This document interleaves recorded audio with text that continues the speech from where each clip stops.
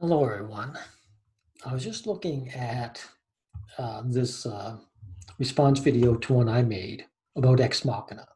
This is my compatriot here, pro-male revolutionary, and where he talks about me, like stories of old, Ex Machina, and housewives. It's part one, I guess. Now, let's see what he has to say. Trevor recently did a video about a critique or a review of the Ex Machina film by Zero Books, which really highlights the problem of this cultural criticism as a technique for advocating for men's rights. I want to highlight why Trevor's analysis is not only wrong, but anti-male. More importantly, I want to show how this perfectly illustrates how cultural critique on its own is too open-ended to be a vehicle for social change. The biggest problem I had with Trevor's review of the Zero Books review was that Trevor's analysis was way more misandric than the review or the film. Okay, before we go any further, I actually know pro-male revolutionary. He and I have already had conversations about Ex Machina personally at length, right? So he already knows everything I have to say about these. Yet he asks all these questions like he doesn't know. Now, he thinks it's crazy that that it's feminist propaganda. I want you to take a look at this. All I did was go to Google, put Ex Machina feminist analysis, and look what comes up. Ex Machina has a serious fembot problem, Wired. Does Ex Machina have a woman problem? Misreading of Ex Machina and Westworld. Ex Machina, a white feminist parable of our time. How Ex Machina toys with the female characters. You know, I only read about one of these. I don't have to actually go into them with you. I mean, if you want to read them, just put in Ex Machina feminist analysis. I don't have to link them. It's there. Because the only point I need to make about these is that they exist, that other people see the feminists in Ex Machina. Okay? Good. So he's off at a bad start already. Now, I want you to take a look at this scene, just a bit of it from Ex Machina, where Ava makes her escape attempt.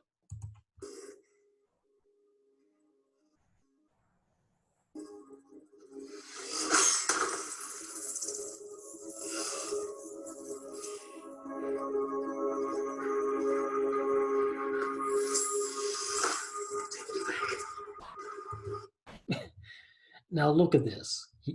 Caleb, he clubs her and then grabs her by her legs, and he's taking her back to her room.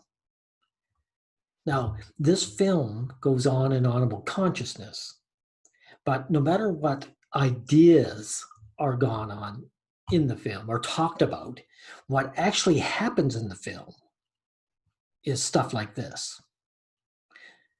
This is feminist propaganda. This guy is clubbing a woman, he's attacking her, and it looks like he's going to combine her, and it looks sexual. What does that have to do with consciousness? You know, if you can't see the coded messages in this, I feel sorry for you.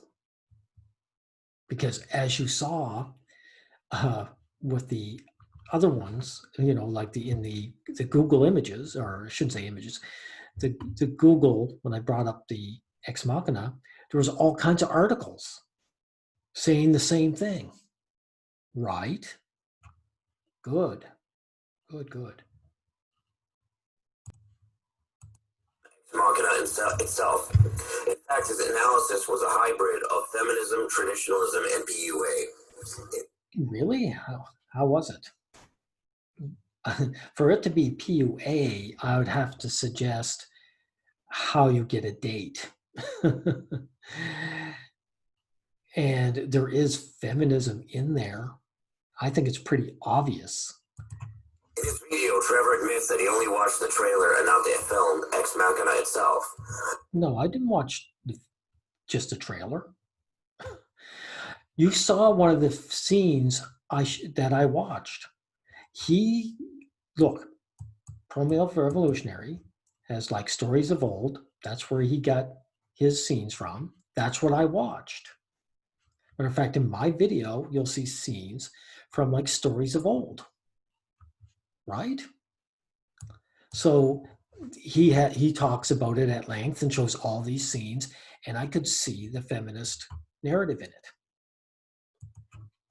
Is this problematic? It perfectly explains why he had the interpretation he did.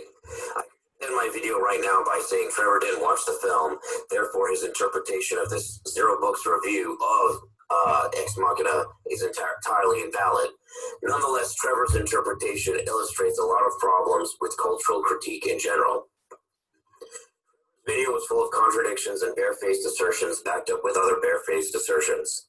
He opens up the critique with just a barefaced assertion that this film is feminist propaganda, which he I think I showed why I think there's feminist propaganda in there. So I don't think it's just a barefaced assertion. repeats over and over again. Then he proceeds to call Ava representing the feminist ideal, which he only explains at the end of his video as being that they are beautiful women that are held down by men. I've yet to understand how feminism claims that only beautiful women are held down by men. I didn't claim that. And I don't think feminists do. I mean, they are just women. They happen to be physically beautiful because the man who created it wanted to be physically beautiful. But it's just women in general. And in the film, it does. It shows her being caged. She wants to be free. And Trevor never explains this. The only evidence he ever provides that this film is feminist propaganda is that the male characters are somehow flawed, that they're heterosexual, and that they both die, including the good guy. Well, I don't recall. I have to rewatch my video. I didn't realize I was focusing on heterosexual, but okay. By that criteria, most films can be labeled as feminist propaganda. How so? How could like The Thing be considered feminist propaganda, or Bridge over the River Kwai, or any of this stuff? Like, what is he talking about? Most of his video feels like a stream of consciousness. He claims that the film portrays these men as holding these women down without any evidence, even though they are just machines that Nathan himself built. Does not Ava want to leave? And does not Caleb try and stop her? Seems like he's trying to hold her down. He's trying to confine her, right? Trevor makes the claim that Nathan is the kind of guy girls want to be with and that Caleb isn't. And then he fails to explain how that's relevant to the plot at all. He calls Caleb a powerful... It's relevant to feminist propaganda. Caleb and Nathan represent two kinds of men. And both of them are, killed at the end, more or less. Nathan outright, and Caleb was going to. So they would turn on him.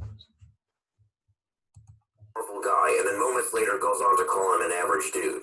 He refers to Caleb as beta because he's skinny, even though Nathan specifically chose him to help him with his project because he's smart and accomplished in his work, and also because of his personality trait.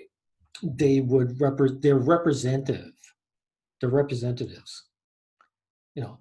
Caleb is one type of guy and Nathan is another. Caleb comes across as needy and lacking in confidence, and Nathan's the opposite. There's the two type of guys.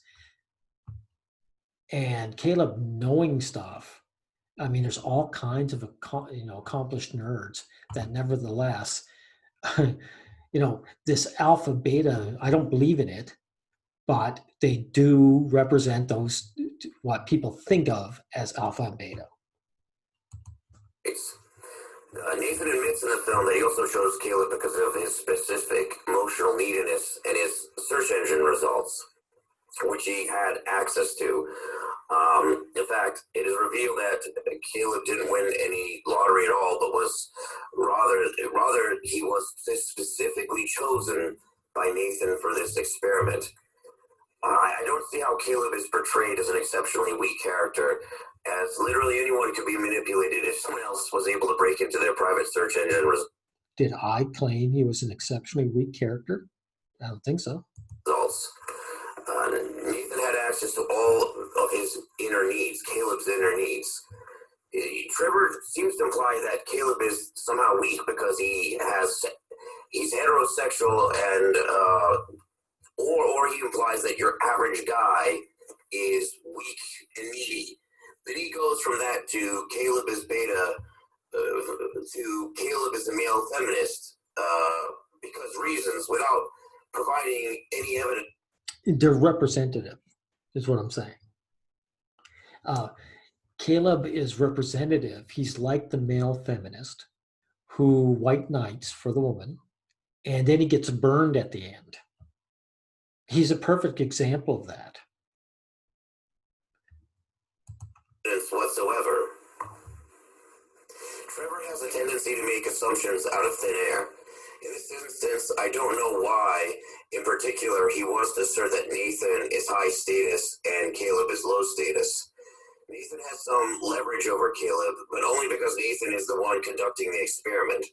He has personal information on Caleb, and he's invited Caleb to help him. Yes, Nathan is smart, and he obviously has some amount of money, but his exact social standing in society is never discussed in the film. I'm honestly not sure how Nathan being allegedly high status played into this film at all. Nathan is portrayed as a very socially isolated person with very esoteric interests. He's the one that designed this experiment and built these robots, so naturally everything in the film tends to center around him. He does have a nice place, but it's located in the middle of absolutely nowhere. You never see Nathan driving any fancy cars. In fact, it would be quite easy to say that he lives a very rustic and minimalistic lifestyle. That doesn't mean he doesn't have money. I don't consider what I saw. How is it rustic? He's in a facility that's high tech that can hold these, AI intelligent, robotics. I wouldn't consider that rustic. His wealth is never made a topic at any point throughout this film. I don't understand Trevor's obsession with status and looks and how it helps men exactly. Nathan explicitly tells Caleb that he just.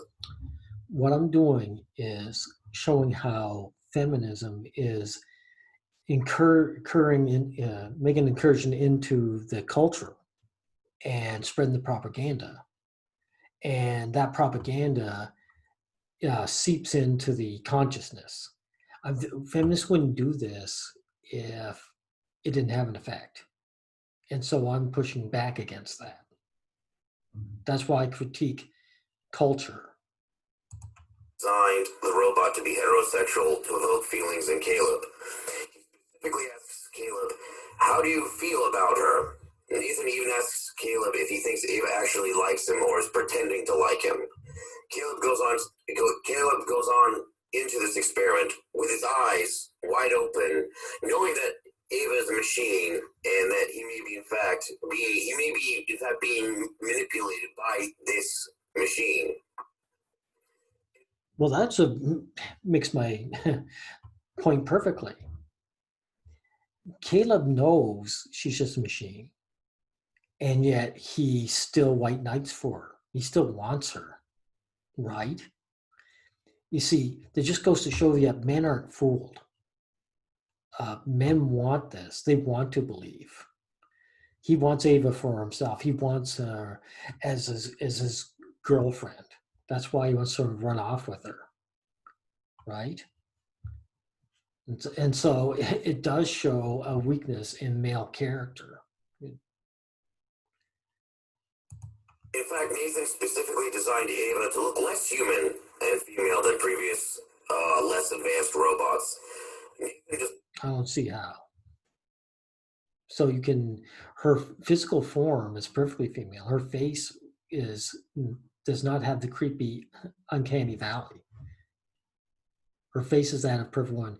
You can see her parts, but her physique is 100% female, beautiful female. Designed Ava this way to see if a machine could manipulate a human being, even if the said human being knew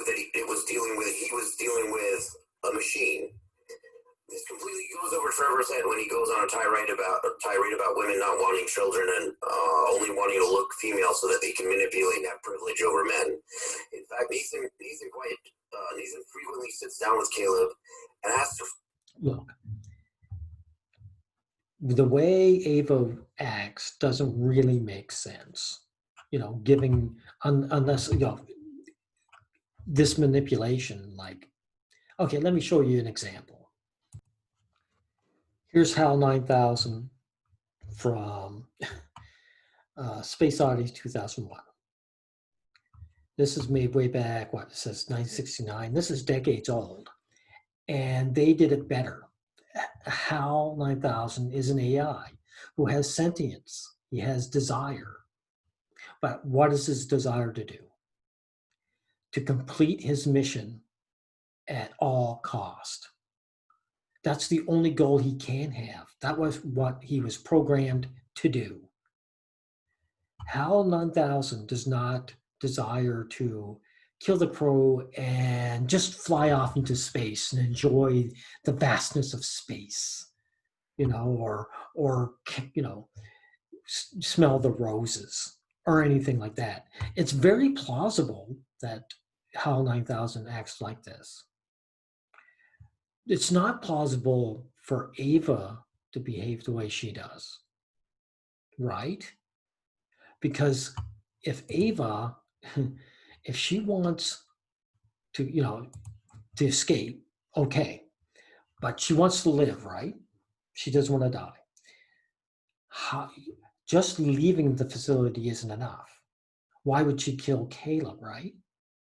She needs someone to look after her. Her physical body can break down. What if she falls down and has an accident? Who's going to repair it? Is she just going to walk up to a stranger on the street and ask them for help? And that's why I said why she wanted to stay. If she would probably want to stay, have the facility free to move around in it. But I mean, there's no desire for her to go and, let's say, sip lattes with other women. She lacks this desire to cohabitate with other friends. She lacks the instinct to, she lacks sensation of like drinking hot coffee or feeling the wind on her face.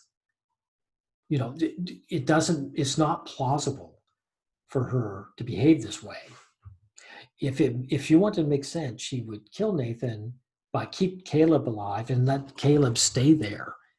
And she'd stay at the facility and she'd have the run of it and she'd be able to do what she likes.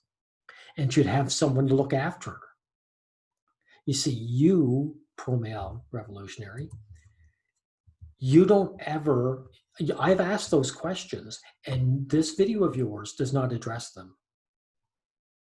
So, and that's why when you and I've had this long conversation already, this is a dishonest video you've made of my work. Because you know why. You are asking all these questions. They aren't just barefaced assertions. They are actually logical questions on my part that show the plot holes in this movie. And if anyone who watches this movie, watches any of the clips even, can see that there's feminist codes and, there's feminist undertones. So what is it? Caleb and Nathan talk about consciousness. So what? That's not what goes on in the movie, is it? Is it? Well, that's all I should have to say about this.